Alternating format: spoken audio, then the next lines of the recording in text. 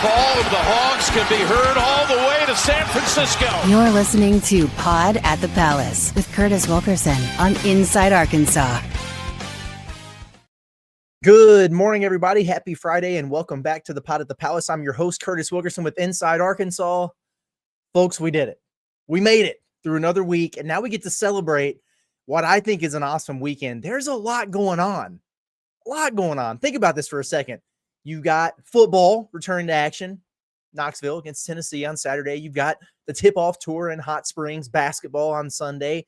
You've got fall baseball against Little Rock and Dallas Baptist at Baum-Walker Stadium Friday and Saturday. What a weekend, man. What a weekend. And you should honestly consider celebrating it with our Inside Arkansas crew both days this weekend. Tomorrow, Saturday, Arkansas, Tennessee watch party out at Goat Lab Red at Oak Plaza on North Garland in Fayetteville. You guys know the drill. We've been down there before. Come hang out with us. Enjoy the game. Sip on some of their signature brews. Enjoy their progressive wing deal where the wings start at a discounted price. And after every score, the price drops by the score amount. So if you believe this is going to be a shootout like most of us do, chances are they're going to be giving those suckers away by the end of the night. Pretty good deal. After that, Sunday, if you're in Hot Springs for the Tip-Off Tour, you're headed to Hot Springs or you live down there or whatever, man, following the Arkansas basketball scrimmage, Andrew and I are going to be doing a Pod at the Palace live reaction from Blue Embers Smokehouse. And, buddy, I can't wait for this one. It's going to be a lot of fun. 801 Higdon Ferry Road in Hot Springs for our live reaction following the Tip-Off Tour, tentatively around 5 p.m. We'll see how long it takes for things to wrap up there at the arena, but man, it's going to be a lot of fun. Come hang out with us, talk a little ball, grab yourself some delicious barbecue. We're really excited about it and appreciative of them for setting us up to come out there and hang out. Hey, if anybody sees Sam Pittman at Lowe's down there, tell him to come hang out with us. Like we'll hand off the mic and we'll let him get it all off his chest if he wants to, and we're done talking about basketball. I know y'all saw that Instagram photo of him taking a picture of somebody. Looked like he's living his best life, man. Good for him down there. Hey, by the way, with Blue Ember Smokehouse, they've got their new spot open in Rogers. They got locations in Fort Smith, Little Rock, Jonesboro, Texarkana. They're all over the place. And man, knowing Arkansas has a basketball game on Thanksgiving Day, I've already got my eyes on their holiday orders. You can put them in now, man. Grab yourself a turkey or a ham. They got all the sides, all the fixings ready for pickup on November 26th. Might just have to be the move. We'll have more on that in the coming days and weeks. Now, listen, you know where to find us the next couple of days, but let's find ourselves some basketball to talk about today here, shall we? Last show until Sunday evening when we go live. So we're going to preview the Tip-Off Tour with, some things to watch, things we're going to be looking for. We're going to get into a little bit of recruiting discussion. Got some really interesting quotes from John Calipari. I don't know if you guys have heard yet that I want to get into, and, maybe we'll yell about another list or something that came out. You never know where a Freestyle Friday is going to take us, but let's start with Sunday, which we are expecting to be a real scrimmage. I mean, hell, they're selling it as much, right? They're calling it the Tip-Off Scrimmage at Hot Springs. So if they're not actually getting up and down and playing, I'll be a little upset about that. Was told that this is going to look a lot closer to a red-white type game. I don't know how much they're going to play, how long they're going to play, but I expect it to be a little bit more competitive maybe than what we saw at primetime at the Palace. So with that being said, I hope Cal actually lets them really get up and down and play a full game or whatever instead of stopping it a bunch or, cutting it short or going light. But beggars can't be choosers. We just want to see these dudes play. A few of the things that I'm going to be watching the closest out there, assuming that this winds up being a full-on scrimmage. First, the Malik Ewan, Nick Pringle position battle. I'm very interested to see how this looks. We haven't been able to see those guys mix it up against each other too much. You had some possessions at the pro day, but that was more of a controlled situational environment working on certain things. But to see those guys get up and down and go against each other within the flow of a game, I think will be really, really cool to watch. We know CBS Sports listed this as one of the biggest battles in the country in college basketball. And, we've kind of talked about it. We downplayed it a little bit. Why? Because regardless of who starts, I think both these guys are going to play a lot for Arkansas. But I'm fascinated to see kind of where this race stands right now, because we were bullish on Malik Ewan from portal season all the way through the summer. But we know that he missed a little bit of time recently, combined with, just this massive amount of love that's been coming out and the high praise that's been trickling around for Nick Pringle. who's better at everything than expected, as Coach Cal liked to put it. So what's that going to look like? You got the super versatile, gifted offensive player against what I think is going to be one of the better defensive big men, most versatile big men on that end of the floor in the league, and Nick Pringle. Man, it would be cool if you could combine those guys into one player. That'd be an All-American, man. That'd be a lottery pick, but instead you got two who bring you very, very different things to the table, very complementary. I also wonder, would Cal mess around and play them together a little bit? Like if you're out there and you're trying some different things, why not put them in a lineup together? See what that looks like. Can Ewan play the four offensively? Can Nick Pringle really play the four for you on the defensive end? And maybe that gives you another wrinkle that you could throw at teams moving forward. So going to have my eyes on that a little bit. Want to watch, especially if they're getting after it a little bit, I want to see more defensively from a few individuals. Darius Acuff, mentioned him. Like, I just really want to see him dig his heels in a little bit, harass DJ 94 feet and take some gambles and really apply some ball pressure. See what he's made of out there. Right? Test his chops a little bit. Malik Thomas, I continue to watch him. And I think it's interesting. I've been impressed with when he defends point guards. Like, I've seen him do a good job on Acuff. I've seen him do a good job on DJ. I want to pay more attention to when he's guarding those big, athletic, powerful wings that Arkansas has also, like a Carter Knox or a Billy Richmond, because if he can hold his own there, you're talking about a guy who can definitely play multiple positions for you defensively. You could have him on the ball. You could have him on the wing. You could have him at the two. You can do a lot of different things with a guy like that offensively because of his skill set, but you can only play the positions you defend, really. So what type of versatility does he bring to the table? Malik Ewan, we talked about how good he is offensively, but is he going to have that motor on all times defensively, making some strides on that end of the floor? How's that lateral movement looking? How does he look defending a guy like a Nick Pringle who's bigger, stronger, physical, compared to maybe a more versatile big like Trevin? Is there one that he fares better against than others, a stylistic type of thing, a matchup type of thing? Going to have my eyes on that. And then also Isaiah Sealy, because I do think that's one of the things that will determine not if, because like I said, I think the dude is going to play for Arkansas this year. He's going to help them, but maybe how much. Like, can he sit down and guard these, older guys, more athletic SEC type of players that he's going to be seeing throughout the course of this schedule? Going to be on alpha watch a little bit, because who's this going to be? Because Arkansas's got a lot of good players. And one thing that Mike Fratello said at the pro day that was interesting, and some people took it as him throwing shade, because he was like, there's not one guy that stands out head and shoulders above the rest, but that doesn't mean that they're bad players. You just have a lot of really talented guys, and there's not a whole lot of separation between them. Who's going to step up and be that alpha? Somebody's going to do it, right? And is it going to be the veterans who have been there for a while, like a DJ Wagner or somebody like that? Or the two guys that I think you're really looking at, your highest pro potential prospects, right? Darius Acuff, Carter Knox, even a Malik Thomas. He's got that alpha mentality. Leak does, that dog in him. If you give him the rock, he's going to get that shot up for you.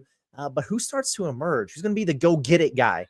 Leighton Clock, if things break down, they go get you a basket. I just wonder who's going to start to emerge there. I think all of them are going to have their moments. All of them have the capability, but these are the kind of opportunities where you could see some of that skill set shine a little bit in a much less stressful type of environment. Which lineup combos are clicking? We just mentioned, like, will they mess around with, Pringle and Ewan and letting those guys play together some?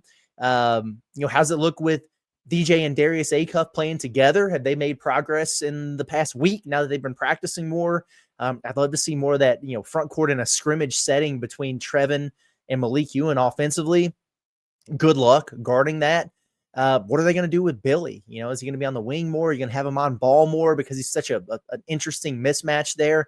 They just have all these different possibilities that they could run with. And I'm excited to see all the different combinations that they try, because this stuff is going to be thought through. They're not just going to throw stuff out there willy-nilly. Like, it's not, they're not going to flip a coin to set the teams. Like, if they have certain guys playing together, this is all strategic. They're doing it for a reason. I just wonder what it's going to look like. I'm going to be charting 3-pointers there as well. And, in most settings that we've seen so far, Arkansas has shot it well. And we talked about that. I think they're going to be a better 3-point shooting team, but are we going to see more volume? Is it going to be streaky? Who are the guys that are getting the shots up? Does it carry over when you're playing, full court for longer stretches? So Yeah, I think there's a handful of the things that I'm going to be looking at there. Are we going to be able to draw a bunch of big picture declarations and conclusions from this? No, probably not. It's not that serious, right? But will we get more out of it than we did primetime at the Palace, for example? Yeah, I certainly think so. Are we going to learn more about this basketball team ahead of the exhibitions that they have coming up in a couple weeks? Yeah, I think that's going to be the case too. So I can't wait to get down there and check it out. And again, make sure you come out to Blue Ember Smokehouse afterwards and hang out with us. We talk a little bit of ball. And also, I will say, and we'll move on here, they're not streaming this, or anything like that, to my knowledge. And I don't know if ES Pinto is going to be able to make his way to Hot Springs for this. So I would do it, but boy, the U of A would not be happy about that if it came from a media person. So if you're there, that's great. If you're not, and you want to know what happened, we're going to have a full detailed breakdown. Me and Andrew are good for it. So make sure you tap in with us for that live reaction show afterwards. And I'm sure they'll put up some highlights and everything like that as well. Folks, today's episode of the Pod the Palace, is presented by Walter Christmas Lighting of Arkansas. If you're in Northwest Arkansas or the River Valley, have them come out and install and set up your house with professional Halloween and Christmas lighting like you've never seen before. They're awesome. They provide the materials, any color, any pattern. They do the installation, all the maintenance. They come and do the takedowns for you in January. It's completely hassle-free, and they're dedicated to the job. Brett texted me last night, and he was like, hey, man, just want to check on the lights. How's everything looking? You still happy with it? And of course I am, because it is great. And it's I'm kind of just taking over, dominating the neighborhood, as Andrew Ellis liked to say. But he even told me, he said, hey, don't be afraid or don't feel bad for telling me if a bulb is out or something, because our name is on the work that we do at your house and we take pride in it. And that's our reputation on the line. So even if it's something small like that, let us know. And I really appreciated that, man. That's good customer service. So hit them up. Right? Text our guy Brett for a free estimate, 479-459-1380. And remember, if you sign up for Halloween lights, you will also get your Christmas lights for 50% off. It's a good deal. It's Walter Christmas Lighting of Arkansas, your local holiday lighting experts. All right, so where are we going to move to next? We got a handful of things to get into. Let's talk recruiting next, and then we'll have a little bit of fun at the end of the show with some other stuff. There's not a whole lot going on the Arkansas front since we had a big full recruiting episode the other day, a couple days ago, but there is quite a bit with Arkansas's recruits in general. So just to get you caught up, primed up for the weekend in terms of, who's going where things stand. Let's kind of do some rapid fire through that, and then we'll move on. We're waiting on Baba Oladatun's visit, and the weekend of October 24th, 25th is what was penciled in. And reported that last month, and not sharpied in, but that was the date that they were looking at to come see Arkansas. So I haven't been told that that's changed. So I'm expecting that to happen unless we hear otherwise. But he is going to visit Kentucky before that next weekend, October 17th. He's scheduled to go check them out. Don't really see Kentucky as a huge player in the game here right now. If they get Tyron Stokes, I just don't see a world where they get Baba. Positionally redundant. It's just, that's not going to happen. So we'll keep our eye on it. Obviously when you go take a visit and, things can change, but right now that's not one that I'm really sweating if I'm a Razorback fan, but I hope that he does come on campus for that particular weekend. Like a lot of times when you get a visit date, it just is what it is. But some guys move those things around. Like we saw Arafan, he moved his around a couple different times. You never know what guys have going on and stuff, but that's a perfect time to have him in, isn't it?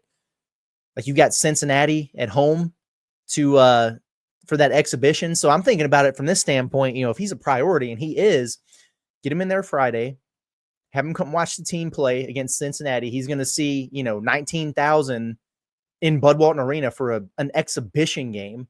And that's going to blow him away. And then you run the risk, but you can take him over to the stadium and have him check out a Razorback football game. The next day, though, they play Auburn and can check out some SEC football.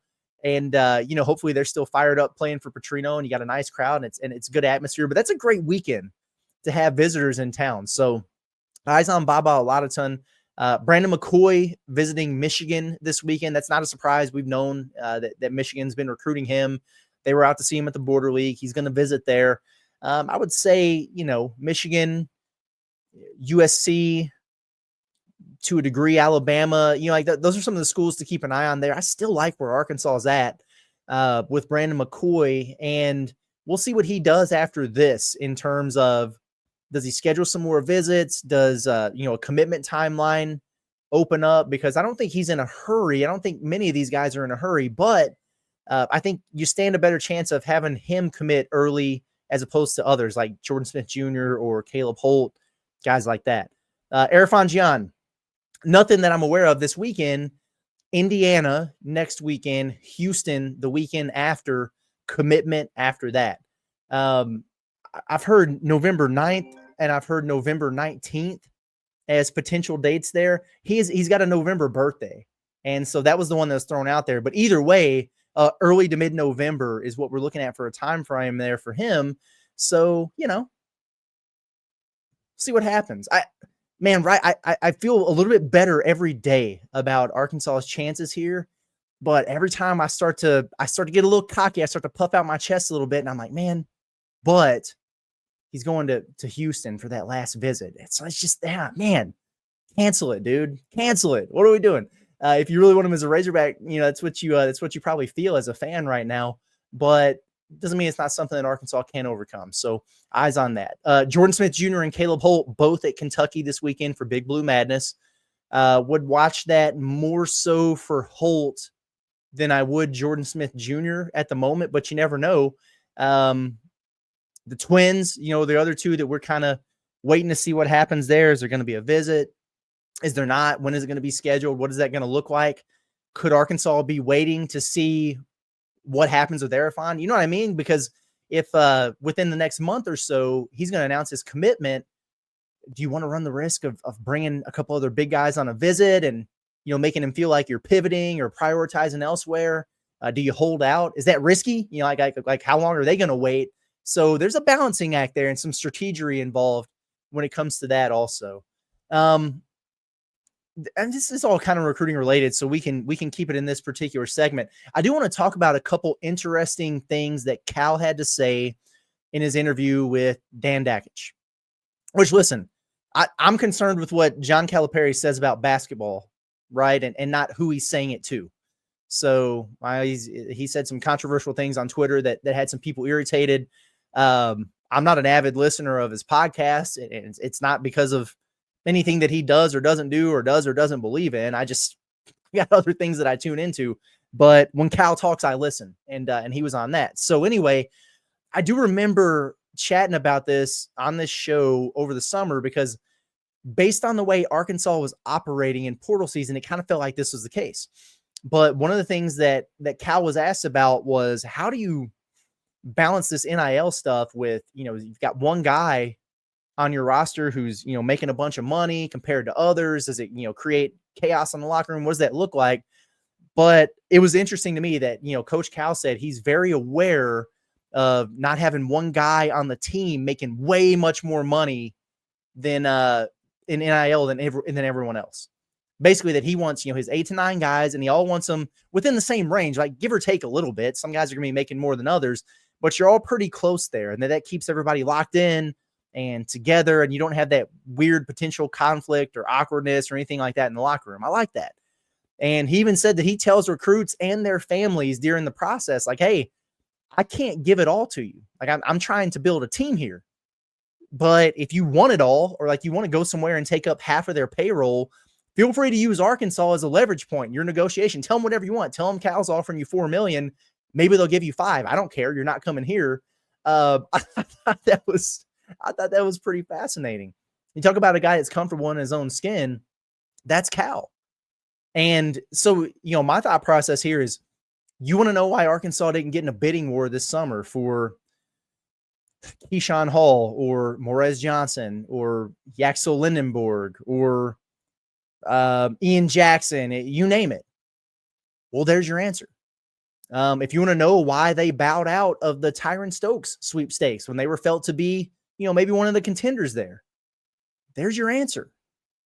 And when we get to portal season in the spring, and you guys are wondering why Arkansas isn't connected to or in play with, certain guys who hit the transfer portal, that is probably your answer. So please bookmark this. It'll save us a lot of time in the future, right? But he doesn't do the bidding war thing. Like he'll up the price, and Arkansas, listen, the guys on that team are very well taken care of.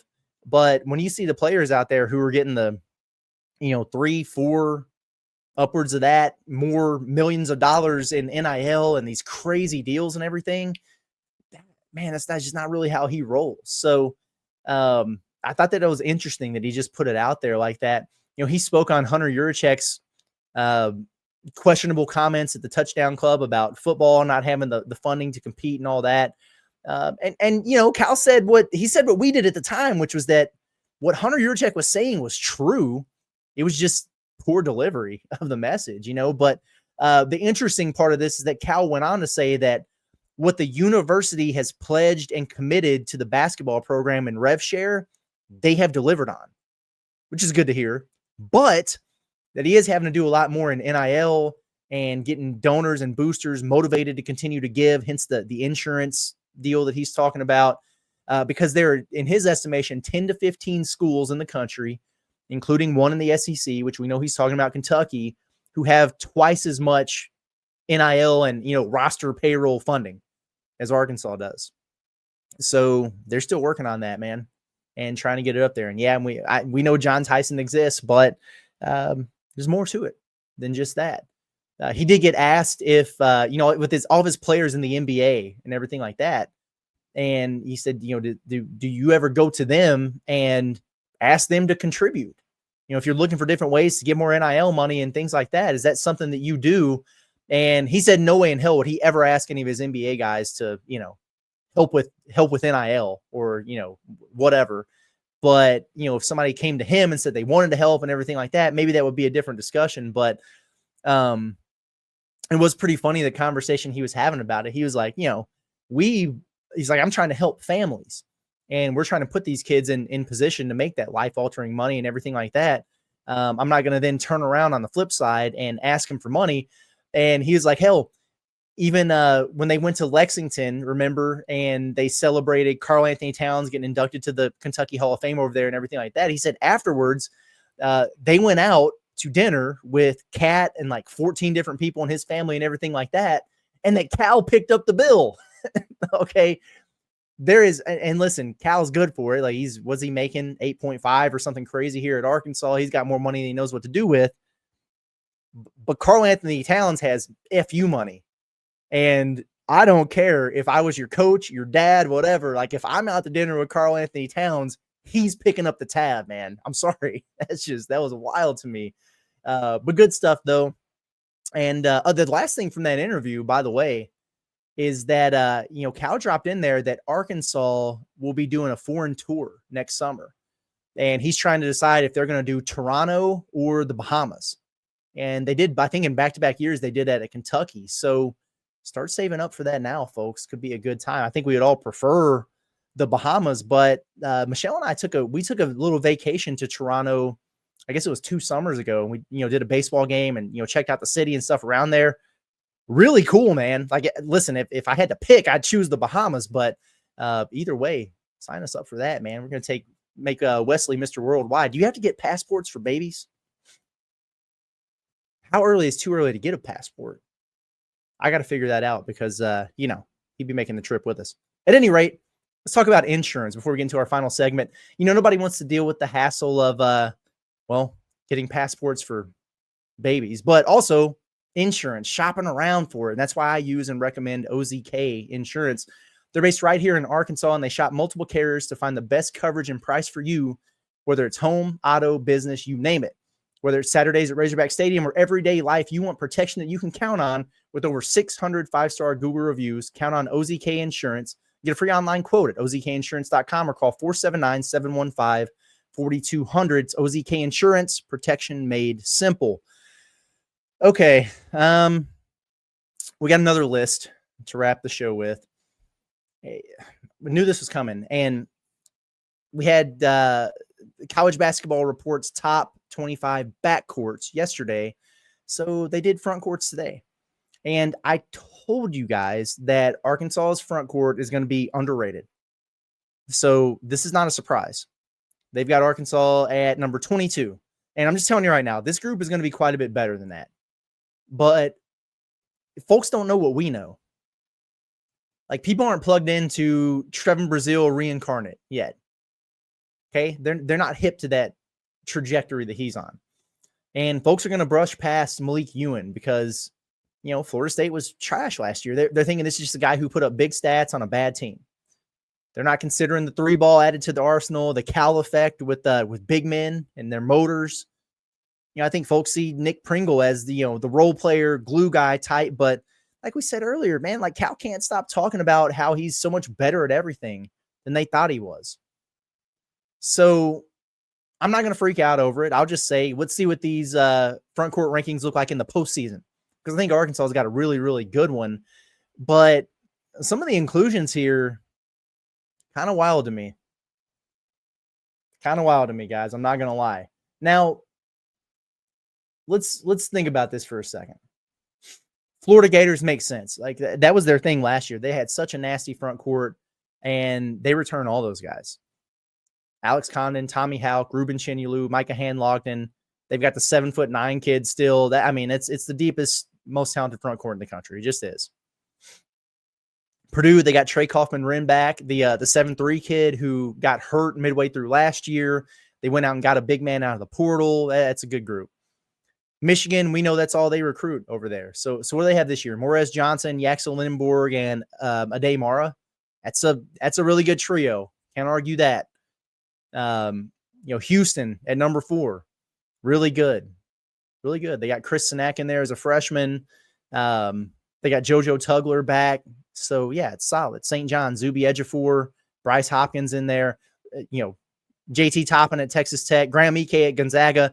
Sure, we can go on through the list there and talk about it. But are there any that we're not really sold on? Like, what does BYU's front court look like?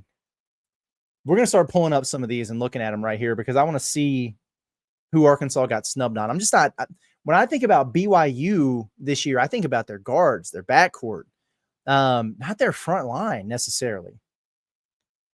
Like, who's in there that's – I'm looking at it right now. I don't even know any of these guys. That's not to say that they won't be good or talented or capable, right? But top 8 in the country? I don't know about that one, man. What's Arizona looking like? Because last time I checked, they had a bunch of guys leave. Let's see. Arizona's roster, front court. I'm scrolling. Shout out to Bryce James for being over there. He's not a forward. Koa Pete. I mean, he's more of a wing, but maybe they got him qualified as a 4-man. They have to. That would make sense. I know Krivas is back, the 7'2" kid. He's good. Yes, I mean, it's okay. Toby Awaka's still over there. You guys remember him from Tennessee? Okay, fair enough. That's not too bad there. We got UConn at number 10, and they've got Terrace Reed back. They've got Samson Johnson back. That's okay. That's fair. That's fine to me. Duke, they've got Boozer. They've got not Malawach. Ngumba is there, so that's nice. What about Kentucky? Are we certain that Kentucky's front court is 10 spots better than Arkansas's? I'm not trying to take shots at Kentucky here every day, but are we gassing them up too much, or I'm just low on what they've got going on? Now, I like their pieces, but I don't think there's that big of a gap. Would Brandon Garrison be Arkansas's 4th big? I think he probably would, and he's going to be starting for those guys this year right away. Now, Jaden Quainton is awesome. Like, he would be between the two teams, he's the best front court player on either roster. Now, he's not healthy yet, 100%. So we'll see, what he looks like when he gets back and everything like that. I'm sure a lot of that is probably baked into it. Malachi Moreno, very talented freshman, but a freshman nonetheless. Mo Diabate, Mo Diabate, he's good from Alabama, and they probably got him counted in there as the 4-man. But has the Jelovich kid, the international player, has he been as good as they expected coming in? Because I haven't heard a lot of rave reviews about him. So, I mean, listen, it's not bad. I'm just saying there's not 10 spots of separation there. I'm not even sure you could definitively say it's better than what Arkansas has. Maybe a little bit more depth in there, but that's disrespectful to the Bosnian Bulldozer, if we're being honest. North Carolina's front court, I mean, Henry Visar is over there from Arizona now, and then they've got Caleb Wilson, but that's about it.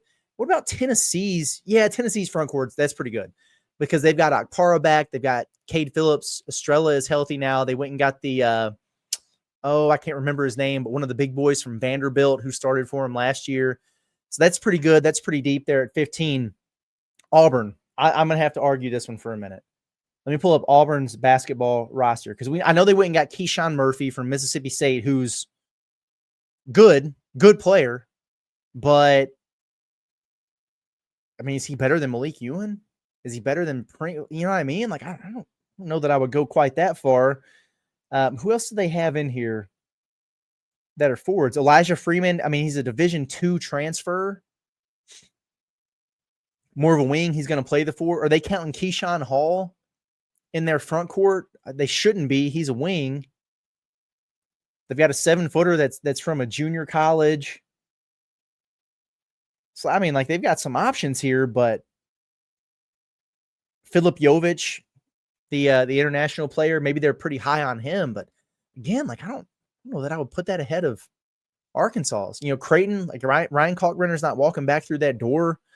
NC State's front court. Isn't that their weak point? Let's see about this real quick. They went and got Vin Allen Lubin, who I like. I wish Arkansas would have gone and got him. But aren't they guard heavy? They must be counting Darion Williams as a 4 is what it is. That's what they're doing in a lot of these cases. We talked about that yesterday with the backcourt. It's like, okay, well, can you count Carter and Billy because they're going to be playing some at guard even though they're wings or whatever? Maybe that's what they're doing here, where it's like, okay, well, Darion Williams he's a wing, but he's going to be playing a lot at the 4. That's got to be it, because otherwise it just doesn't make any sense. But besides him and Vin Allen Lubin, they don't really have any other. I mean, Jerry Dang from Florida State, like I don't know. So it's interesting. What kills me here though is that they've got Illinois ahead of Arkansas. You're telling me that the Avicic brothers are better than what the Hogs have right here? Come on, man. Which shout out to Tomislav for getting his tonsils removed, by the way. I saw that report that came out. But at any rate, oh yeah, one more that I wanted to look at, and then we'll get out of here. Right ahead of Arkansas, they have Texas. Texas with a better front court than the Razorbacks. Not so sure about that one, folks. Let's see. Dalen Swain, he's a front court player like a Dude Thero was. Declan Duru, the same thing, freshman from Germany. They have the Florida Atlantic transfer, Wukatatis. They got a kid from England over there. Yeah, no, this is not a better front court than Arkansas. It's just objectively not. So I complimented these guys on the work they did with their front court or their backcourt rankings. I thought they did a pretty decent job there. With some of these, man, I'm just not really sure what exactly they're looking at. Not their best work, but a fun list nonetheless. And I enjoyed talking about it. So whatever. Anyway, that's all I got for the day, man. I gotta get out of here. I got some things to do. I got a new microphone I want to set up. I got a new office chair. That excites me. I splurged a little bit. It's got the little lumbar heating and massagers for the low back. You know, sit in this chair so much, man. Got to make it fancy. I'm excited about it. I'm only able to do this because you guys watch, by the way. So thank you for that. Continue to do it. The more you guys watch, the more I get paid. So, we love it. And diapers ain't cheap, but I'm just kidding with y'all, man. But appreciate you nonetheless. And do subscribe if you're not subscribed to the YouTube channel or wherever you find your podcast. You guys know the drill from that point. Make sure you join us for the watch party Saturday, Arkansas, Tennessee at Goat Lab Bread in Fayetteville. Make sure you come hang out with us or tune in to get all the scoops from the Tip-Off Tour in Hot Springs. After the fact, probably 5 o'clock-ish or so, we're going to be at Blue Ember Smokehouse there in Hot Springs. And then, we'll see you back on Monday for your regular programming. Everybody have a good day. It's been Curtis Wilkerson with Inside Arkansas on the Pod the Palace. We'll catch you later.